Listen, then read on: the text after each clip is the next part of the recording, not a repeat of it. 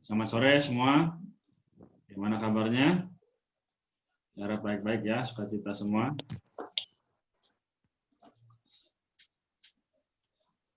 Oke. Sore. Adakah yang merasa kesulitan selama sepanjang hari ini?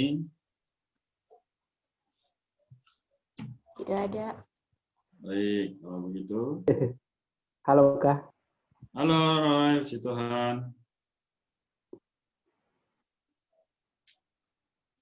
Iya Kak, maksudnya doain aja sih, cuma lagi ngurus kampus doang Kak. Oh, kampus ya? Baik, Iya. puji Tuhan. Oke, kalau begitu kita mulai ya dari saya. Nanti kemudian yang dahulu tulisnya di sini ya. Ingat, Erin, Frans, Iva. Oke. Baik, kita akan mulai ya. Yesaya pasal 7 ayat 1 sampai pasal 9 ayat 7. Amin.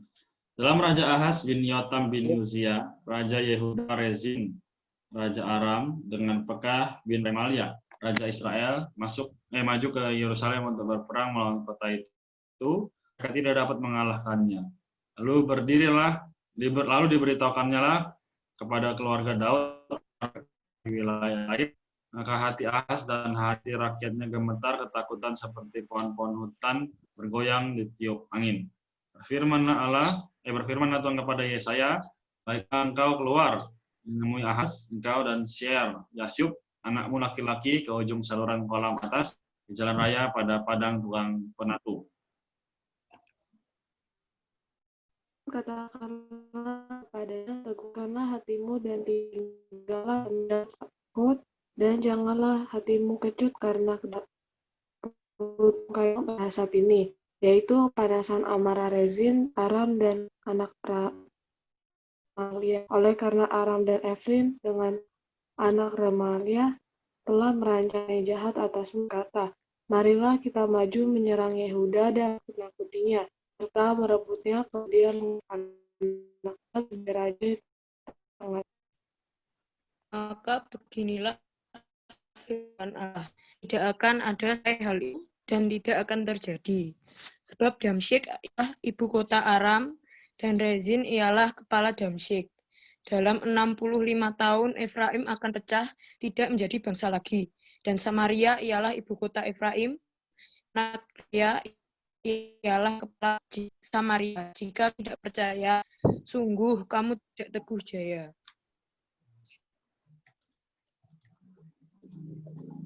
Saya Kak. Ya. Tuhan melanjutkan firman-Nya kepada Ahaz, katanya, mintalah sesuatu pertanda dari Tuhan Allahmu, biarlah itu sesuatu dari dunia, orang yang paling bawah, atau sesuatu dari tempat tertinggi yang di atas awan. Tetapi Ahaz menjawab, aku tidak mau meminta, aku tidak mau menyembah Tuhan. Amin. Amin. Selanjutnya. Lanjut. Next. Iva si.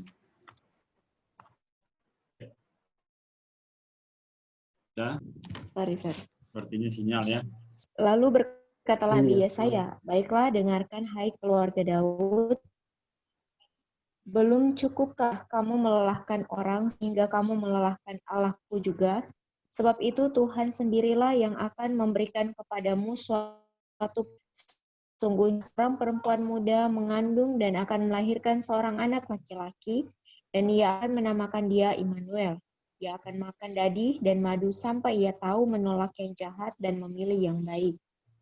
Sebab sebelum anak itu tahu menolak yang jahat dan memilih yang baik, maka negeri yang kedua rajanya engkau takuti akan tinggalkan kosong. Tuhan akan mendatangkan atas rakyatmu dan keluargamu hari sepanjang menjauhkan diri dari Yehuda yang yakni Raja Asyur. Pada hari itu akan terjadi, Tuhan bersuit memanggil lalat yang ada di ujung anak-anak sungai Nil dan memanggil lebah yang ada di tanah Asyur.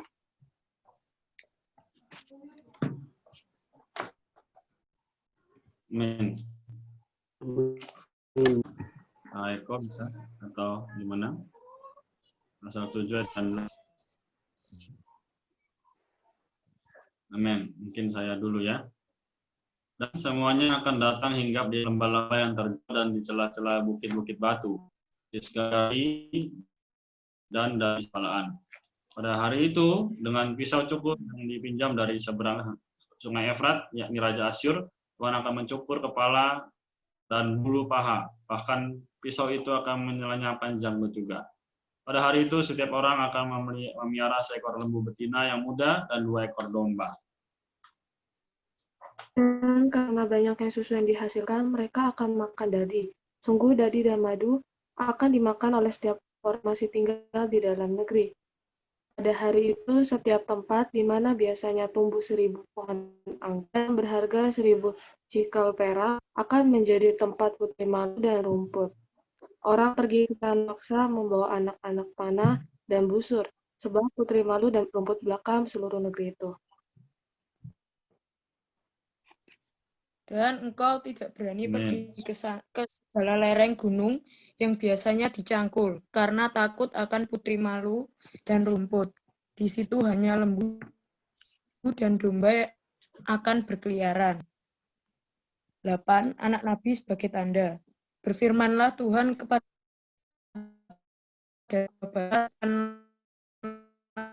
di Atmahir, Syalal, Hasbas. Maka aku memanggil 2 saksi yang dapat dipercaya, yaitu Imam Zakaria b.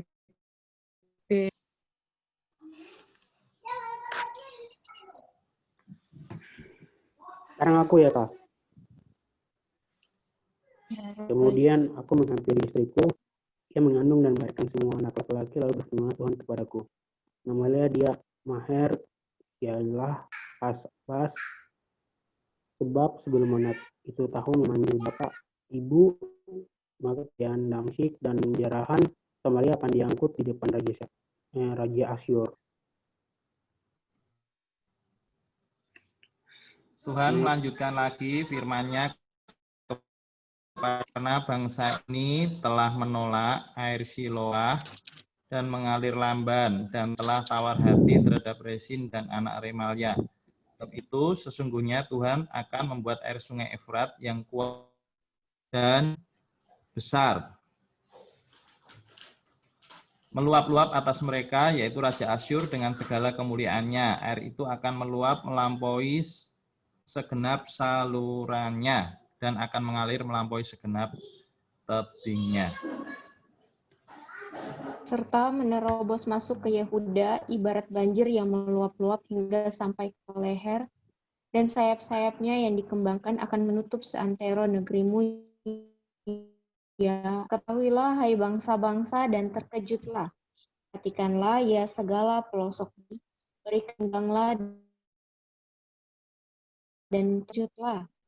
Jangan tetapi akan gagal juga. Ambillah keputusan tetapi tidak terlaksana juga, sebab Allah menyertai kami. Alright. 11. Ayat yang 11 ya. Ya. Sebab beginilah firman Tuhan kepadaku ketika tangannya menguasai aku dan ketika ia memperingatkan aku supaya jangan mengikuti tingkah laku sebut perkataan segala apa yang disebut bangsa ini persepakatan, dan apa yang mereka takuti janganlah kamu takuti dan jangan lihatnya. Tetapi Tuhan semesta alam, dialah yang harus kamu akui sebagai yang kudus. Kepadanya lah harus kamu takut dan terhadap dialah harus kamu gentar. Amin. Ia akan menjadi tempat kudus, tetapi juga menjadi batu sentuhan dan batu sandungan bagi kedua kaum Israel itu, serta menjadi jerat dan perangkap di penduduk Yerusalem. Dan banyak di antara mereka akan tersandung, jatuh dan luka parah, tertangkap dan tertawan. Aku harus menyimpan kesaksian ini dan memeteraikan pengajaran ini di antara murid-muridku. Dan aku hendak menanti-nantikan Tuhan yang menyembunyikan wajahnya terhadap kaum keturunan Yakub. Aku hendak mengharapkan Dia. Sesungguhnya aku dan anak-anak yang telah diberikan Tuhan kepadaku adalah tanda dan alamat di antara orang Israel dari Tuhan semesta alam yang diam di Gunung Sion. Dan apabila orang berkata kepada kamu, mintalah petunjuk kepada arwah dan roh-roh beramal yang berbisik-bisik dan komat-kamit, maka jawablah, bukanlah suatu bangsa patut meminta petunjuk kepada Allah, atau haruskah mereka meminta petunjuk kepada orang-orang mati bagi orang-orang hidup? Carilah pengajaran dan kesaksian. Siapa yang tidak berbicara sesuai dengan perkataan itu, maka baginya tidak terbit fajar. Mereka akan lalu lalang di negeri itu, melarat dan lapar. Apabila mereka lapar, mereka akan gusar dan akan mengutuk rajanya dan Allahnya. Mereka akan menengadah ke langit dan akan melihat ke bumi, dan sesungguhnya hanya kesesakan dan kegelapan, kesuraman yang menghimpit, dan mereka akan dibuang ke dalam. Ifa ya. Udah ya. Roy. Ayat 9. Ayat 23, pasal 8 ayat 23. Pasal 8 ayat 23. Ya.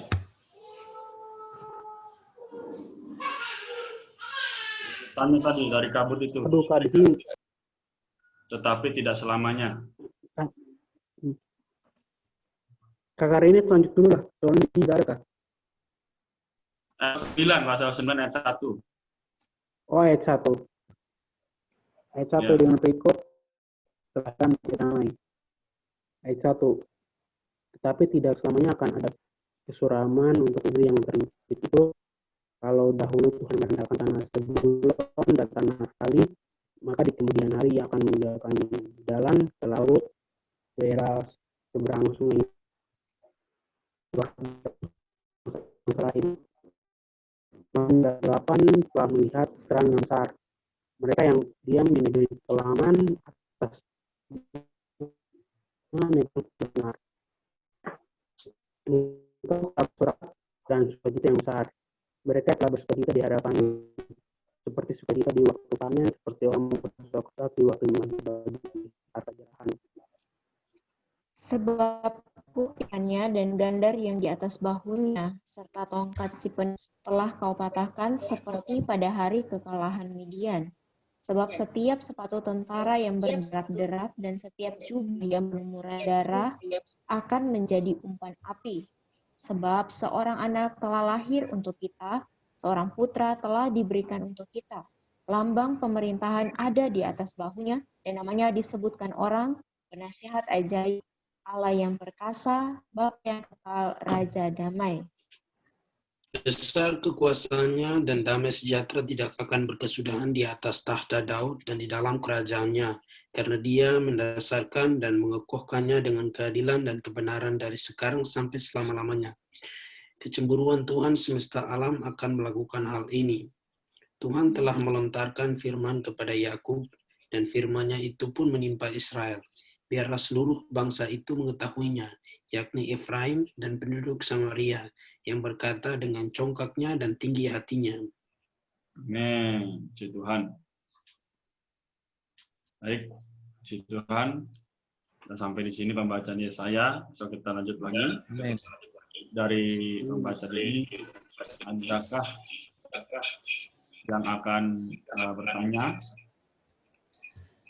atau ingin bersaksi seperti itu?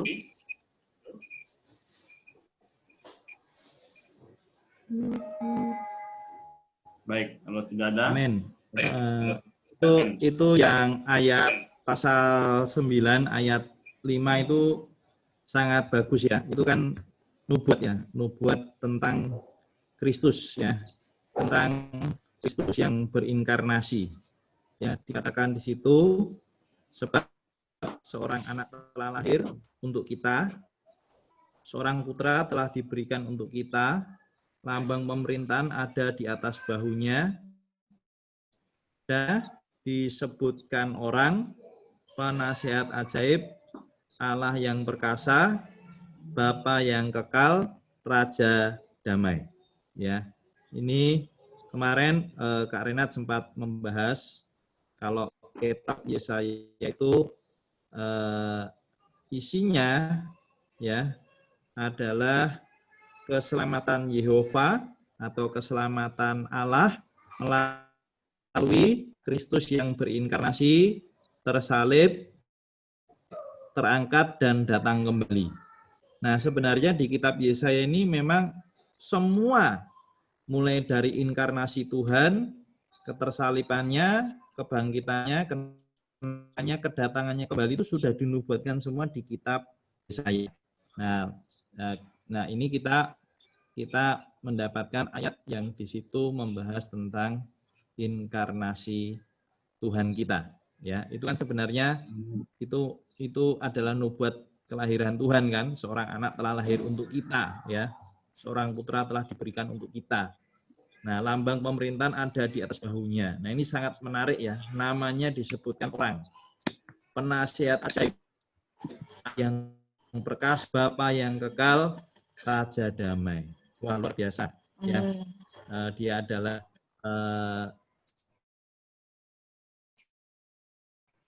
seorang anak telah lahir ya, tapi dia juga disebut apa? Bapa yang kekal ya. Dia juga adalah Allah yang perkasa. Ini luar biasa sekali ya. Melalui mengenal Tuhan kita bisa mengenal Bapa ya.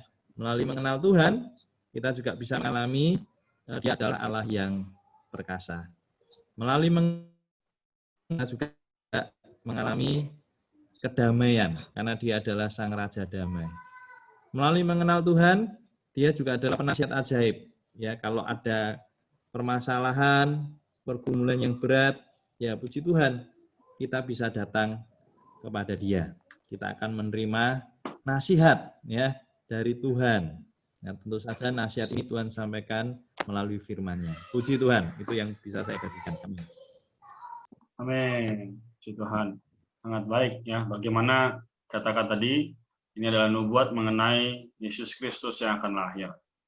Jadi dari kitab Yesaya pasal 7, pasal 8 sampai pasal 9, kita melihat adanya urutan dari apa yang seharusnya terjadi.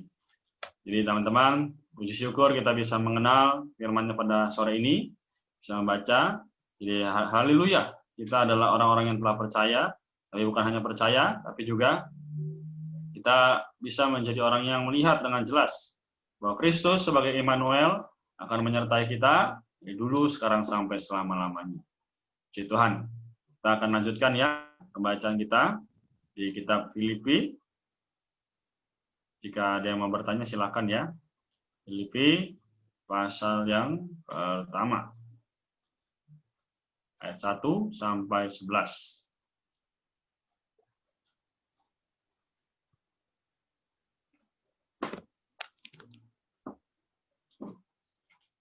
Amin. Dipersilakan Saudara Efliani ya. Efliani, dan setelah itu FH ya. Pasal ayat 1 dari Paulus dan Timotius, hamba-hamba Kristus Yesus kepada semua orang kudus dalam Kristus Yesus di Filipi, dengan para penilik jemaat dan diaken.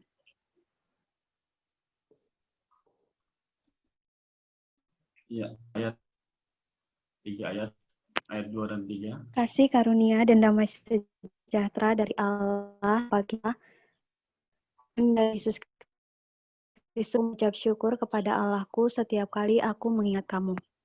Amin. Silakan ayat 4 sampai 6 FH. Ayat 4 sampai 6, dan setiap kali aku berdoa untuk kamu semua, aku selalu berdoa dengan aku syukur kepada Allah karena persekutuanmu memberita Injil mulai dari pertama sampai sekarang ini. Akan hal ini aku yakin sepenuhnya, yaitu Ia yang memulai pekerjaan yang baik di antara kamu akan meneruskannya sampai pada akhirnya pada hari Kristus Yesus. Memang sudahlah sepatutnya aku berpikir demikian akan kamu semua, sebab kamu ada di dalam hatiku. Oleh karena kamu semua turut mendapat bagian dalam kasih karunia yang diberikan kepadaku, baik pada waktu pun pada waktu aku membela dan meneguhkan berita Injil. Amin. Silakan, siapa selanjutnya? Oke. Kalau begitu, saya ya, berarti ya. Ayat 8. Sebab Allah telah dengan kasih mesra Kristus Yesus merindukan kamu sekalian.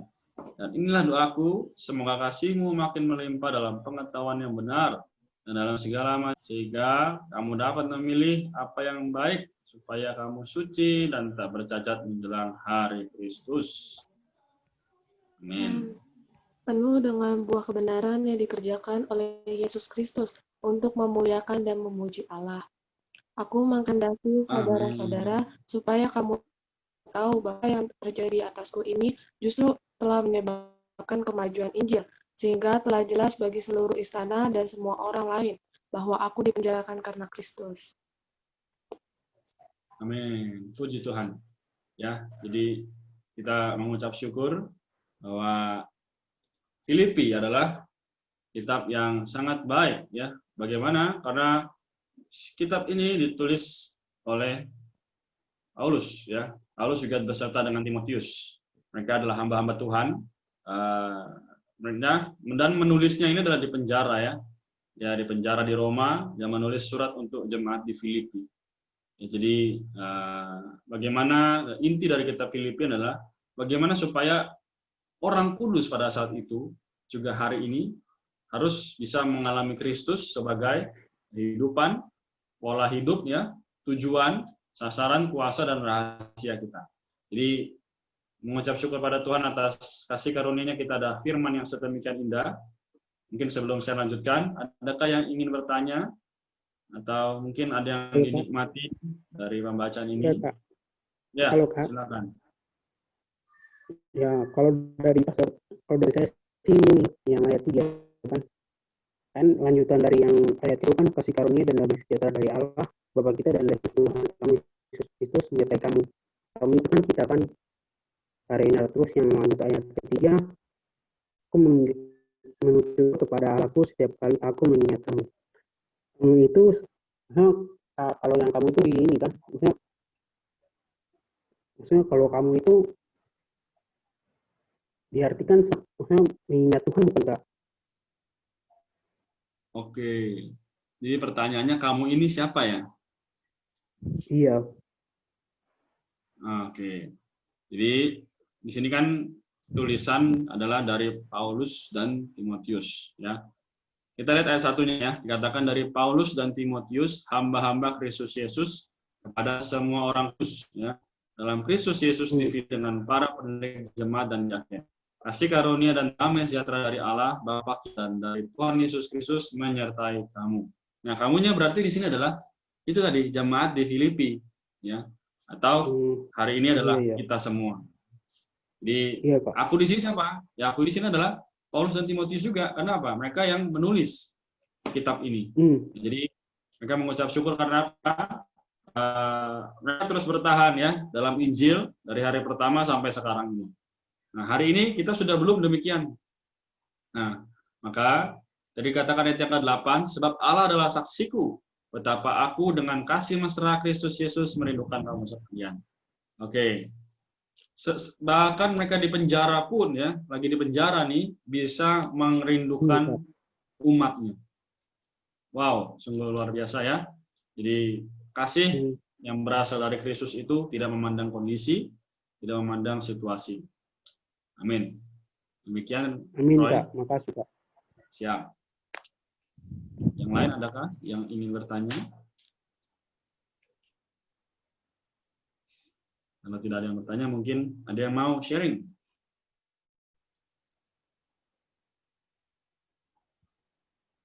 Dari baik, kalau tidak ada, kita lanjutkan sedikit, ya, penjelasannya. Jadi menyambung dari apa yang Roy tanyakan tadi, kita meskipun masih muda, ya, ada yang bersekolah, ada yang berkuliah, dan ada juga sudah bekerja, bahkan berkeluarga, kita semua adalah pilihan Allah. Kenapa? Karena tadi dikatakan bahwa ayat yang ke-11 ya, penuh dengan buah kebenaran yang dikerjakan oleh Yesus Kristus untuk memuliakan dan memuji Allah. Hari ini yang perlu kita hasilkan adalah buah kebenaran. Namun, buah kebenaran yang macam apa yang bisa kita hasilkan? Ya, jadi kalau kita lihat bagaimana kisahnya, kita perlu mengetahui bahwa buah kebenaran adalah hasil dari apa yang kita hidupkan sehari-hari. Ya, karena orang-orang beriman kita semua harus menempuh hidup yang tepat, ya nggak? Misal kita berbicara harus baik, bersikap juga harus baik. Ada satu perkataan yang sangat menegur ya harusnya. Orang Kristen adalah Alkitab bagi orang lain. Jadi kehidupan kita ini dilihat atau diteladani oleh sekeliling kita. Namun, karena kejatuhan manusia, banyak orang Kristen merasa mereka tidak layak.